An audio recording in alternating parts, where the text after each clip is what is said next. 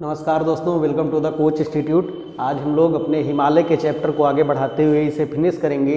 पिछले वीडियो में हमने ट्रांस हिमालय, महान हिमालय, लघु हिमालय और शिवालिक हिमालय की बात कर ली थी। आज हम यहाँ से पूर्वी हिमालय का भी समापन करेंगे। जिन लोगों ने पिछला वीडियो नहीं देखा है वो नीचे डिस्क्रिप्शन बॉक्स में जाकर लिंक पर क्लिक करके देख सकते हैं। और मैं बार बार कहता हूँ, जो वन लाइनर की पढ़ाई है वो ज़्यादा दिन तक टिकती नहीं है, और इसलिए आप इस तरीके से मतलब सिनॉप्सिस बना कर कायदे से पढ़ेंगे तो एक बार में आपका जीएस खत्म भी होगा।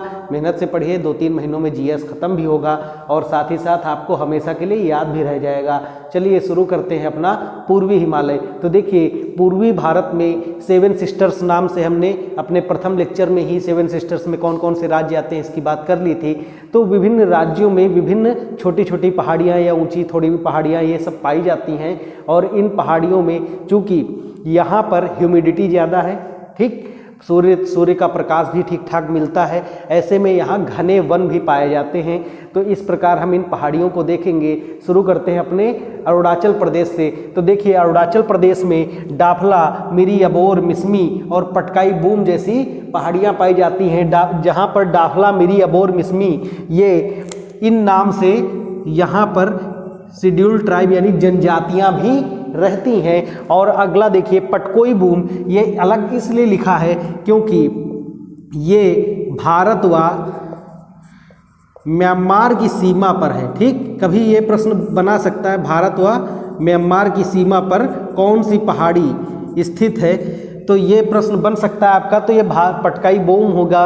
अगला देखिए, नागा पहाड़ियाँ, ठीक, अरुणाचल प्रदेश से थोड़ा सा नीचे आएंगे, नागालैंड मिलेगा, वहाँ पर नागा पहाड़ियाँ हैं। तो नागा पहाड़ियाँ, यहाँ पर केवल एक फैक्ट कि सर्वोच्च चोटी, नागा पहाड़ियों की सर्वोच्च चोटी, तो ये है आपकी माउंट सरामती। कौन सी है? माउंट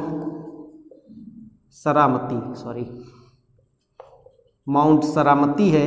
अगला फैक्ट देखिए, मणिपुर पहाड़ियाँ, जिन्हें हम लैमाटोल पहाड़ियों के नाम से भी जानते हैं। ठीक, ये प्रश्न बन सकता है, निम्नलिखित में से लैमाटोल पहाड़ियाँ किसे कहते हैं? तो आप क्या कहेंगे? मणिपुर को कहते हैं। और यहाँ पर एक प्रसिद्ध झील है जिसका नाम है लोकटक झील। कई बार एग्जामों में पूछा जा चुका है इस झील के बारे में। लोकटक झील ये एक आर्द्र भूमि भी है, रामसर कन्वेंशन के तहत आती है। और इसके साथ साथ यहाँ पर इसकी विशेषता क्या है? देखिए, यहाँ पर एक विशेष घास पाई जाती है, घास का ढेर। ठीक, घास का ढेर।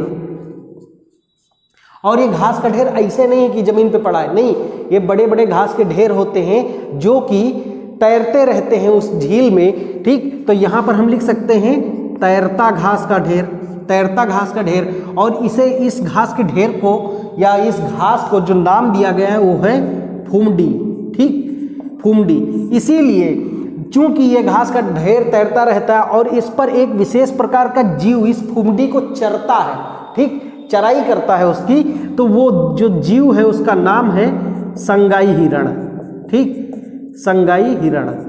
ये नाम बहुत बार पूछा गया है क्योंकि मणिपुर में संगाई नाम का डांस भी होता है इसी हिरण के नाम पर। ये संगाई हिरण है जो फुमडी नामक घास पर उछल कूद करते हुए, मतलब जैसे एक फुमडी तैरते हुए निकल गई, अगली फुमडी पास आ गई तो उस पर उछल कर कूद गया और वहाँ पर चरने लगा। इस तरीके से इस लोकटक झील को प्रिजर्व किया गया है। और इस लोकटक झील पर एक नेशनल पार्क बनाया गया है जिसे कहते हैं, ये नाम भी याद रखेंगे, कैबुल लैमजाओ, कैबुल लैमजाओ। ठीक, कैबुल लैमजाओ नेशनल पार्क है भैया, ये भी याद रखना है, बड़ा इंपॉर्टेंट पार्क है, बहुत बार ये पूछा जाता है। और इसी कैबुल लैमजाओ नेशनल पार्क को क्या कहते हैं? तैरता नेशनल पार्क। क्या कहते हैं? तैरता हुआ नेशनल पार्क, तैरता हुआ नेशनल पार्क। ठीक, ये भी याद रखेंगे फैक्ट। देखिए कितने फैक्ट आ सकते हैं। मणिपुर की पहाड़ियों क्या कहा जाता है? लैमाटोल पहाड़ियाँ। दूसरा प्रश्न, मणिपुर में कौन सी झील पाई जाती है? लोकटक झील। तीसरा प्रश्न, इस मणिपुर में पाई जाने वाली लोकटक झील में तैरती हुई घास को किस नाम से जाना जाता है? फुमडी नामक घास। लोकटक झील में किस जीव का संरक्षण किया गया है? संगाई हिरण। ठीक, कैबुल लैमजाओ नेशनल पार्क कहाँ पाया जाता है? तो मणिपुर या लोकटक झील में। समझ गए? इतने सारे प्रश्न देखिए, यहीं से आपके फैक्ट इतने सारे बन गए।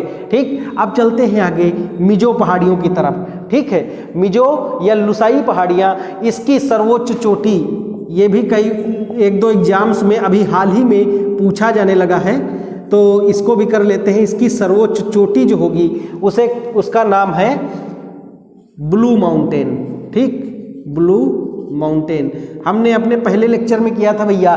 ब्लैक माउंटेन कहाँ है? भूटान में। और ब्लू माउंटेन कहाँ है? मिजोरम में। ठीक, इसको सही करके लिख देता हूँ, चोटी। ठीक, अब ये हो गए आपके मिजोरम तक का इलाका। अब आगे आते हैं मेघालय। देखिए मेघालय में क्या है, तो मेघालय में 3 आपको पहाड़ियाँ मिलेंगी। तो ये इन पहाड़ियों के नाम है क्रमशः, अगर पश्चिम से पूर्व की तरफ आप चलें तो आपको गारो मिलेगा, फिर खासी मिलेगी और फिर जैंतिया मिलेगी। तो गारो में इंपॉर्टेंट क्या है, यहाँ की सर्वोच्च चोटी, सर्वोच्च चोटी, इसकी सर्वोच्च चोटी है, उसका नाम है नोक्रेक। और ये इंपॉर्टेंट क्यों है? क्योंकि इसी गारो पहाड़ी पर, इसी नोक्रेक चोटी पर नोक्रेक बायोस्फीयर रिजर्व है, इसलिए ये इंपॉर्टेंट है। तो यहाँ पर नोक्रेक के नीचे लिख सकते हैं कि नहीं भैया, कि यहाँ पर क्या है, नोक्रेक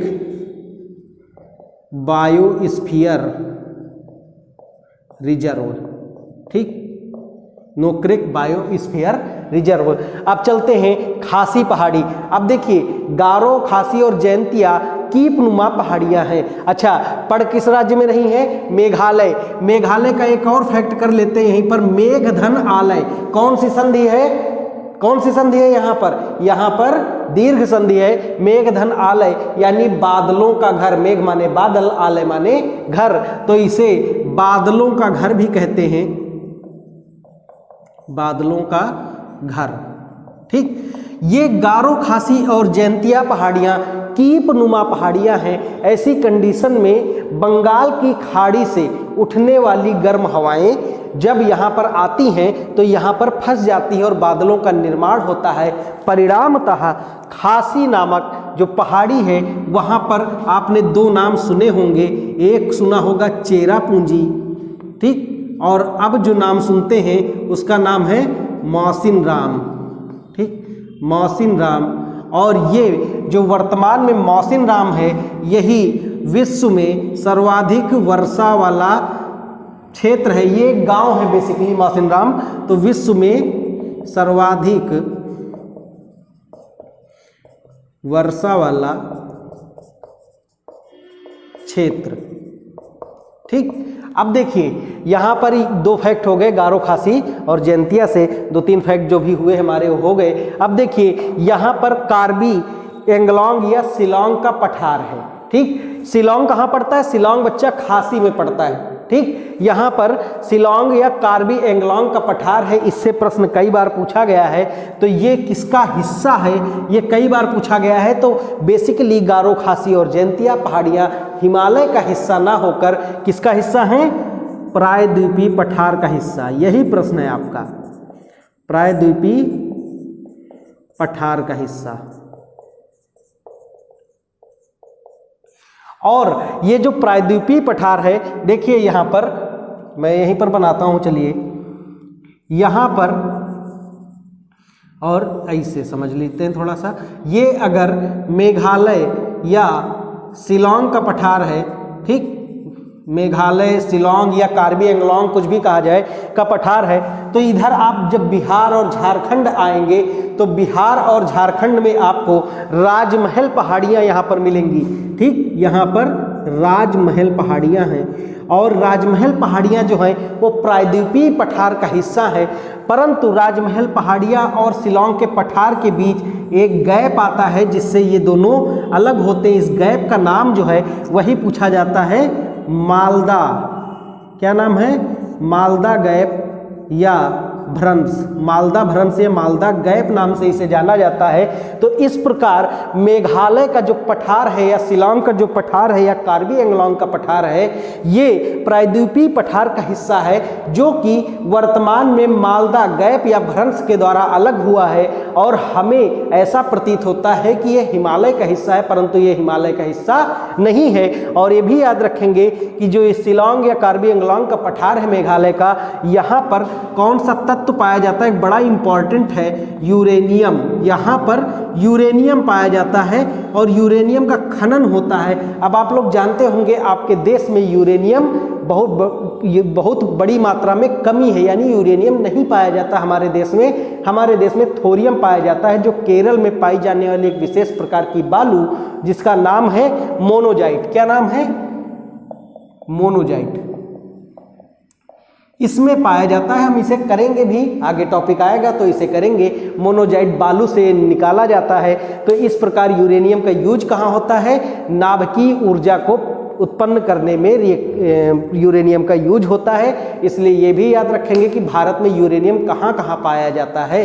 तो भारत में यूरेनियम का एक क्षेत्र कार्बी एंगलोंग या शिलांग या मेघालय का पठार भी है। इस प्रकार आपका पूर्वी भारत से रिलेटेड जितने भी फैक्ट बनते थे, पूर्वी भारत बोल दिया, पूर्वी हिमालय से रिलेटेड जितने भी फैक्ट बनते थे वो हमने कर लिए हैं। अब इसी के पश्चात हम हिमालय का विभाजन कुछ नदियों के आधार पर करेंगे और उसके बाद हिमालय जी को राम राम कर देंगे। फिर नेक्स्ट टॉपिक हमारा शुरू होगा गंगा, ब्रह्मपुत्र व सिंधु का मैदान। चलिए शुरू करते हैं। तो अब हम लोग करने जा रहे हैं नदियों के आधार पर हिमालय का वर्गीकरण। ये है क्या? देखिए, कुछ ऐसी नदियां हैं जो हिमालय की लगभग सभी पर्वत श्रृंखलाओं को, यानी कि महान हिमालय, लघु हिमालय, शिवालिक हिमालय, इनको चीरती हुई, इनको काटती हुई निकलती हैं। ऐसी दशा में इन काटने वाली या हिमालय को बांटने वाली नदियों के आधार पर एक विशेष रीजन को, एक विशेष क्षेत्र को नाम दे दिया गया है, कुछ विशेष नाम से पुकारा गया है। तो उनके बारे में जानेंगे। यहाँ से छोटे छोटे प्रश्न बन जाते हैं और जानकारी ना होने के कारण वो गलत भी होते हैं। तो चलिए देखते हैं। तो आपकी सबसे ऊपर भारत का नक्शा मैंने बनाया है, आई थिंक ठीक ठाक बना है, आप लोग भी देखिए। तो सबसे ऊपर जो आपकी नदी भारत के बहती है उसका नाम है सिंधु नदी, जो जिसका उद्गम केंद्र तिब्बत है। ठीक, याद रखेंगे, तिब्बत से 3 नदियां भारत में प्रवेश करती हैं। एक है सिंधु, एक है सतलज और तीसरी है ब्रह्मपुत्र। तो दूसरी जो नदी है जो ये सिंधु नदी के उद्गम केंद्र के पास से ही फिर से प्रकट होती है, फिर से बोल दिया, तो इस नदी का नाम है सतलज नदी।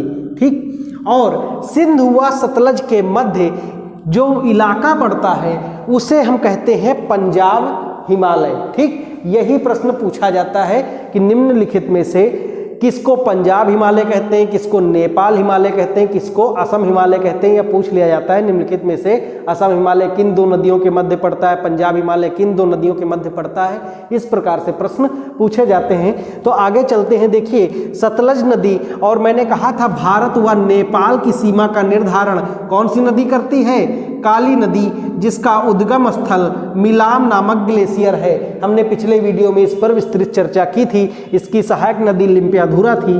तो काली नदी से लेकर यहाँ पर जेमू ग्लेशियर से निकलने वाली तीस्ता नदी तक, ठीक, क्या कहा जाता है? हिमालय को नेपाल हिमालय तथा काली नदी व सतलज के मध्य जो हिमालय पड़ता है, हिमालय का हिस्सा, उसे कुमाऊं हिमालय नाम से पुकारा जाता है। वही तीस्ता नदी से लेकर, अब देखिए, यहाँ से ब्रह्मपुत्रा नदी भी जाती है और नमचा बरवा, ठीक, यहाँ से मुड़ते हुए ये भारत में प्रवेश करती है और उसके पश्चात ये बांग्लादेश में चली जाती है, जहाँ पर तीस्ता नदी का संगम होता है ब्रह्मपुत्र नदी में। तो ये एक फैक्ट और है कि ब्रह्मपुत्र को तिब्बत में किस नाम से जाना जाता है? सांगपो नाम से जाना जाता है। तो ब्रह्मपुत्र, तो भैया तीस्ता से लेकर ब्रह्मपुत्र नदी या ऊपर तक जो बाकी बचा हिमालय है उसे हम असम हिमालय के नाम से जानते हैं। ये कुछ फैक्ट थे आपके, जहां से छोटे छोटे प्रश्न बन जाया करते हैं। अब हम हिमालय जी को समाप्त करते हैं, क्योंकि हिमालय पूरा हमारा समाप्त हो गया। आप लोग सोच रहे होंगे हम जी लगा रहे हैं हिमालय के पीछे। भाई, हमारे प्रहरी के रूप में है, हमारे देश की रक्षा करता है, तो जी तो लगाना बनता है। तो हिमालय अब समाप्त होता है। अब हम करने जा रहे हैं भारत का मैदान या उत्तर भारत का मैदान। चलिए शुरू करते हैं। तो अब हम लोग उत्तर भारत के मैदान के बारे में बात करेंगे। देखते हैं इसका निर्माण कैसे हुआ, इसका विभाजन कैसे करना है, क्षेत्रीय आधार पर इसका विभाजन कैसे करना है, इनमें कौन कौन सी नदियां प्रवाहित होती हैं, उनकी कौन कौन सी विशेषताएं हैं। इन्हीं सब टॉपिक से तो प्रश्न बनता है भारत के भूगोल में। चलिए शुरू करते हैं उत्तर भारत का मैदान। तो देखिए, हमने पिछले वीडियो जिन लोगों ने नहीं देखा, मैं फिर से कह रहा हूँ, देख लें कि हिमालय का उत्थान कैसे हुआ था, क्योंकि ये जितनी भी नदियाँ उत्तर भारत में निकल रही हैं, इन्हीं से मैदान का निर्माण हुआ है। और उत्तर भारत की जितनी भी नदियां हैं, मैक्सिमम नदियों की मैं बात कर रहा हूं, ऐसा नहीं जो पठार से प्रवाहित हो रही हैं, मैं हिमालय से प्रवाहित होने वाली नदियों की बात कर रहा हूं। तो ऐसी नदियां जो हिमालय के ग्लेशियर से प्रभावित हो रही हैं, वो सदाबहार होती हैं, यानी उनमें पानी हमेशा भरा रहता है। ऐसी कंडीशन में वो लगातार पहाड़ों का अपरदन करते हुए लगातार मिट्टी का निक्षेपण या बालू का निक्षेपण करती रहती हैं, जो कालांतर में एक विशेष प्रकार की मिट्टी का रूप ले लेती है और इसी से मैदानों का निर्माण होता है। तो देखिए, प्लीस्टोसीन युग में, क्या नाम है इसका, आपको याद नहीं रखना है, बस जान लीजिए, प्लीस्टोसीन युग। प्लीस्टोसीन युग में उत्तर भारत के मैदान का निर्माण आरंभ हुआ, उसी दौरान इसका निर्माण हुआ। और ये इन हिमालयी नदियों के तंत्र की यदि बात करें तो उत्तर भारत में 3 प्रकार की हिमालयी नदियों के तंत्र पाए जाते हैं या बहती हैं। एक है सिंधु नदी तंत्र, एक है गंगा नदी तंत्र, व तीसरी है ब्रह्मपुत्र नदी तंत्र। तो इस प्रकार देखिए, तो उत्तर भारत के मैदान का निर्माण सिंधु, गंगा व ब्रह्मपुत्र नदियों तथा उसकी सहायक नदियों या नदी तंत्रों द्वारा बहाकर लाए गए अवसादों के जमाव से निर्मित हुआ है। ठीक, तो ये प्रश्न, हालांकि ये बहुत सिंपल प्रश्न है, ऐसा प्रश्न तो नहीं ही बनना चाहिए। अब देखते हैं प्रश्न बनेगा कहाँ से। तो निर्माण प्रक्रिया के आधार पर यदि हम उत्तर भारत के मैदान का विभाजन करें तो इसे 4 भागों में हम बांट सकते हैं। पहला है आपका भाभर, दूसरा है आपका तराई, तीसरा है बांगर और चौथा है खादर। अब इनकी विशेषताओं की बात करेंगे क्योंकि यहाँ से प्रश्न बनेंगे। तो भैया देख लेते हैं पहले। तो अगर ये हिमालय है, ठीक, और यहाँ से कोई नदी बाहर निकल रही है, ढेर सारी हिमालयी श्रृंखलाएं हैं, यहाँ से कोई नदी अगर बाहर निकल रही है, ऐसी कंडीशन में हिमालय जो ये नदी है वह अपनी युवावस्था में है, इसका वेग ज़्यादा है। ऐसी कंडीशन में वो बड़े पत्थर और छोटे पत्थर भी अपने साथ बहाकर लाएगी। तो गिरिपदों में, गिरिपद मतलब जो पर्वत होता है ना, उसी के पास जो जमीन होती है, जो उसके चरणों में जमीन होती है, उसे क्या कहते हैं, गिरिपद। ठीक, इसे क्या कहते हैं, गिरिपद। तो शिवालिक के गिरिपद में हमने आप बात भी की थी कि भैया सबसे बाहरी हिमालय कौन सा है, शिवालिक। सबसे कम ऊंचाई का हिमालय कौन सा है, शिवालिक। ठीक, तो शिवालिक हिमालय के गिरिपद में 8 से 10 किलोमीटर चौड़ी 8 से 10 किलोमीटर चौड़ी कंकर पत्थरों की एक पेटी पाई जाती है, जिसे हम भाभर नाम से जानते हैं, क्योंकि नदियां इस क्षेत्र में युवा हैं, अपनी युवा अवस्था में, और युवाओं में जोश तो होता ही है। ऐसी कंडीशन में नदियां अपने साथ बड़े बड़े बोल्डर पत्थर वगैरह लेकर आती हैं, जो 8 से 10 किलोमीटर के एरिया में प्रवाहित कर देती हैं या डाल देती हैं। और यहाँ पर नदियाँ, चूंकि जैसे उदाहरण स्वरूप देखिए, ये कोई पर्वत है, ये नदी निकल रही है, यहाँ पर बड़े बड़े बोल्डर अगर पड़े होंगे तो नदी इसके नीचे से निकल जाएगी कि नहीं। ऊपर बोल्डर है, बड़े बड़े पत्थर हैं, और नदी नीचे नीचे बहती चली जाएगी। ठीक, तो इसलिए इस क्षेत्र में नदियाँ विलुप्त हो जाती हैं। विलुप्त मतलब ऐसा नहीं कि गायब हो गए, मिलेंगी नहीं, विलुप्त हो जाती हैं। अब क्या होगा, यही विलुप्त हुई नदियां जब आगे बढ़ती हैं तराई के इलाके में, जिसे हम तराई नाम से जानते हैं, आगे बढ़ती हैं, जब उन्हें जमीन मिलती है, जब उनकी थोड़ा सा उनका वेग कम होता है, तब वो बाहर निकलती हैं। यहाँ नदियाँ या सरिताएं पुनः प्रकट होती हैं, और यहाँ की भूमि कैसी होगी, यहाँ की भूमि दलदली प्रतीत होती है। ठीक, अब चलते हैं, जब नदी आगे बढ़ती जाएगी अब तो अपने जो मध्यवर्ती अवस्था है, जिसे हम प्रौढ़ावस्था भी कह सकते हैं, उस अवस्था में नदी क्या करती है, ढेर सारे विसर्पों का निर्माण करती है। यानी कि विसर्प का मतलब नदी भैया पहाड़ से निकली थी, ठीक, और फिर आगे जाके ऐसे ऐसे जो मूर्ति है इसी को क्या कहते हैं, विसर्प कहते हैं। और जब नदी द्वारा ज़्यादा मोड़ पैदा हो जाए, ऐसे में नदी सीधा बहने लगती है, परिणामतः एक ऐसा इलाका इस तरीके का बच जाता है जिसे हम गोखुर झील कहते हैं। खैर ये बाद की बात है, नदियों द्वारा बनाई गई स्थलाकृतियों के संबंध में जब हम पढ़ेंगे वी आकार की घाटी, ठीक, और ये नदी विसर्प, तटीय मैदान, इन सब चीज़ों के बारे में पढ़ेंगे तो वहाँ पर बात करेंगे, नहीं तो यहाँ पर अन्यथा कुछ ज़्यादा ही डीप हो जाएगा, इसलिए हम इसे नहीं पढ़ते हैं। बस ये जानिए कि भैया जो नदी बहती है, तो एक फिगर में बना देता हूँ, मान लेते हैं ये नदी बह रही है, ठीक, जो इसके आसपास की भूमि होगी वहाँ पर तो नदी ने अभी हाल फिलहाल में अपना बालू डाला होगा या मिट्टी डाली होगी, क्योंकि नदी पहाड़ों को काट कर उसके अवसादों का जमाव करती है कि नहीं, ठीक, फिर बालू का खनन होता है, खनन माफिया पैदा होते हैं। तो इसी ये जो इलाका है उसके पश्चात एक और इलाका जो होता है, जो पुराने इलाके में कभी बह रही होती है, जैसे उदाहरण स्वरूप गंगा जी हो सकता है कभी लखनऊ में बह रही हो, ठीक, हो सकता है बाराबंकी में कभी गंगा जी बहती रही हो, आज गंगा जी बाराबंकी 100 किलोमीटर दूर हो गई हैं, ठीक। तो इस प्रकार आप देखें पुरानी जलोढ़क जो मृदा होती है, इसी को ये जो मिट्टी नदियों द्वारा बहाकर लाई जाती है या अवसाद जो बहाकर लाई जाती है, उससे जो मिट्टी का निर्माण होता है उसे जलोढ़क मृदा या एलुवियल सॉइल भी कहते हैं। और जो पुरानी जलोढ़क मृदा होती है उसे बांगर नाम से तथा नवीन जलोढ़क मृदा को खादर नाम से जाना जाता है। यानी कि इधर की जो मिट्टी होगी इसे पुरानी जलोढ़क मृदा कह सकते हैं, बांगर क्योंकि कभी नदी यहाँ बहती रही होगी तो यहाँ पर उसने अवसादों का निक्षेप किया होगा, और जो ये नदी के किनारे का इलाका है वहाँ नवीन जलोढ़क मृदा होती है। जो लोग कभी प्रयागराज गए हों वो देखेंगे कि वहाँ पर क्या होता है कि गंगा नदी के तट पर जब गर्मी में गंगा जी सिकुड़ जाती हैं, यानी कि कम इलाके में बहती हैं, ऐसे में तटों के किनारे किनारे लोग तरबूज, खरबूजा, ककड़ी ये सब बो देते हैं, और बिना किसी खाद बढ़िया के, बिना कोई खाद डाले आराम से केवल सिंचाई भर कर देते हैं और बढ़िया वहाँ पर